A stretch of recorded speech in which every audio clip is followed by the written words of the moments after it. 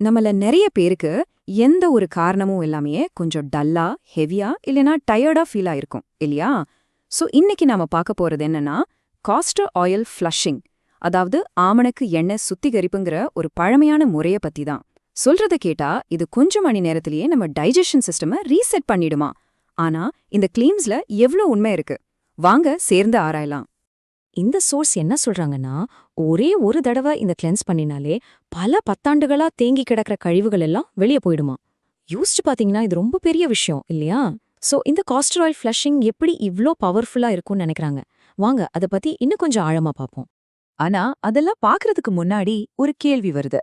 நம்ம உடம்புக்கு எதுக்கு இப்படி ஒரு தீவிரமான கிளென்ஸ் தேவைப்படுது? எதனால நாம அடிக்கடி இப்படி டல்லா ஃபீல் பண்றோம்? இந்த சோர்ஸ் படி நாம இப்ப வாழ்ற இந்த மாடர்ன் லைஃப் ஸ்டைல் இருக்கு, அதாங்க ஸ்ட்ரெஸ், ப்ராசஸ்ட் ஃபுட்ஸ், அப்புறம் நிறைய நேரம் உட்கார்ந்தே இருக்கிறது. இதெல்லாம் சேர்ந்து நம்ம குடலின் இயற்கையான வேகத்தை குறைச்சிடுதான். அதனால என்ன ஆகுதுன்னா, கழிவுகள் முழுசா வெளியேறாம இப்போ நீங்க இங்க பாக்குறது மாதிரி பெருங்குடல்ல தேங்க ஆரம்பிச்சிடுது.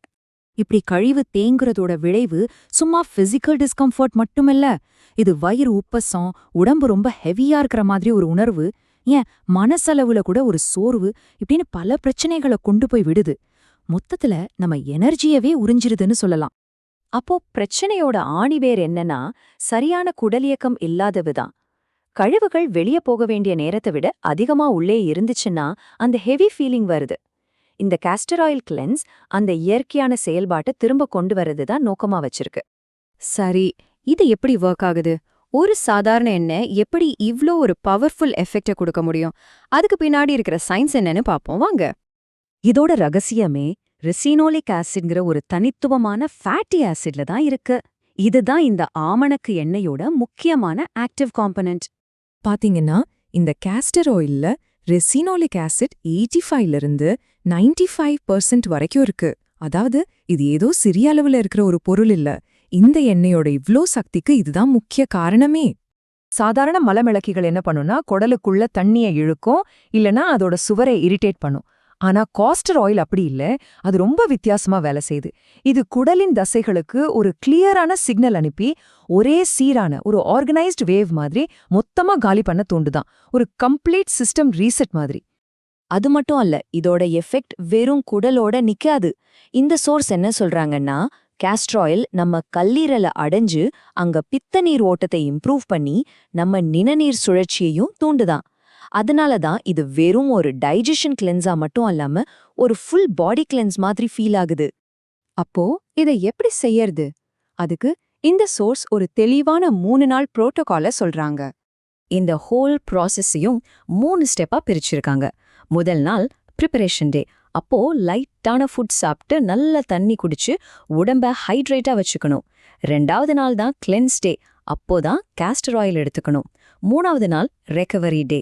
அப்போ நம்ம உடம்புக்கு தேவையான நியூட்ரியன்ஸையும் குடலுக்கு நல்லது சேர பாக்டீரியாவையும் மீண்டும் உருவாக்கணும். முக்கியமான விஷயம் என்னன்னா, இந்த 3வது நாள் ரொம்ப ரொம்ப முக்கியம். நீங்க வெறும் கழிவுகளை வெளியேற்றுறதோட நிறுத்திடக்கூடாது. அதுக்கு பதிலா போன் பிராத், வெஜிடபிள் சூப், அப்புறம் புளித்த உணவுகள் மாதிரி விஷயங்கள் மூலமா உங்க குடல் ஆரோக்கியத்தை திரும்ப பில்ட் பண்ணணும். சரி, இந்த ப்ராசஸ் அப்போ என்னெல்லாம் எக்ஸ்பெக்ட் பண்ணலாம்? இன்னும் முக்கியமா யாரெல்லாம் இதை தவிர்க்கணும்? உடம்புல இருந்து கழிவுகள் வெளியேற இந்த தீவிரமான செயல்பாட்டுல கொஞ்சம் டெம்பரரி சைடு எஃபெக்ட்ஸ் வரலாம், தலைவலி, குமட்டல் மாதிரி. ஆனா இந்த சோர்ஸ் சொல்றபடி இதெல்லாம் சாதாரணமா ஒரு நாளுக்குள்ள போயிடும். அதுக்கப்புறம் நீங்க ரொம்ப லைட்டாவும் ஃப்ரெஷ்ஷாவும் ஃபீல் பண்ணுவீங்க. அப்போ ஒரு முக்கியமான கேள்வி வருது. இவ்ளோ பவர்ஃபுல்லான இந்த கிளென்ஸ் மெத்தட் எல்லாருக்கும் சேஃபானதா?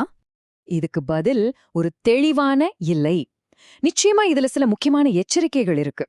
முக்கியமான விஷயம் என்னன்னா, கர்ப்பிணி பெண்கள், குடல் சம்பந்தமான நோய்களோ இல்ல அடைப்புகளோ இருக்கிறவங்க, அப்புறம் பிளட் சுகர், பிளட் கிளாட்டிங், இல்லனா ஹார்மோனுக்காக மருந்து எடுத்துக்கிறவங்க, இவங்க எல்லாரும் இதை கண்டிப்பா தவிர்க்கணும். இது ரொம்ப ஒரு சக்தி வாய்ந்த விஷயம். சோ அது எப்பவாவது ஒரு முறை ரொம்ப கவனமா தான் யூஸ் பண்ணணும். கடைசியா வாங்க இந்த முறையோட பின்புலத்துல இருக்கிற நீண்ட வரலாற்றை கொஞ்சம் பாப்போம். இது ஏதோ இன்னைக்கு நேத்து வந்த ஒரு புது வெல்னஸ் ட்ரெண்ட் இல்ல. மருத்துவ எண்ணெயா இதோட பயன்பாடு பழங்காலத்து எகிப்து காலம் வரைக்கும் போகுது. அதாவது ஆயிரக்கணக்கான ஆண்டுகளுக்கு முன்னாடியே. இந்த சோர்ஸ் ஒரு இன்ட்ரெஸ்டிங்கான பாயிண்ட சொல்றாங்க. காஸ்டர் ஆயில் விலை கம்மி, அதை பேட்டன்ட் பண்ண முடியாது, அதுல பெருசா லாபம் பார்க்க முடியாது, அதனாலேயே அது நாட்டு மருத்துவம்னு ஒதுக்கப்படுது. அது வேலை செய்யாததுனால இல்ல. சோ இதுல இருந்து நாம எடுத்துக்க வேண்டிய முக்கியமான மெசேஜ் இதுதான். இந்த ப்ராசஸ மதிக்கணும், நல்ல தண்ணி குடிச்சு உடம்புக்கு தேவையான மினரல்ஸ் திருப்பி கொடுத்து இது ஒரு ஆழமான ரீசெட்டா பார்க்கணும், வெறும் ஒரு குயிக் ஃபிக்ஸா பார்க்க கூடாது. இது நம்மள ஒரு கேள்வியோட விட்டுட்டு போகுது. குடலை ரீசெட் பண்றதுல இவ்ளோ சக்தி வாய்ந்ததுன்னு சொல்லப்படுற ஒரு பழமையான முறை இன்னைக்கு மாடர்ன் வேர்ல்ட்ல ஏன் பெருசா கண்டுக்காம இருக்கு? இது மாதிரியான விலை கம்மியான இயற்கையான தீர்வுகள் நம்ம மாடர்ன் மருத்துவத்துல அதுக்குரிய இடத்த பிடிக்க முடியுமா? யோசிக்க வேண்டிய விஷயம்தான்.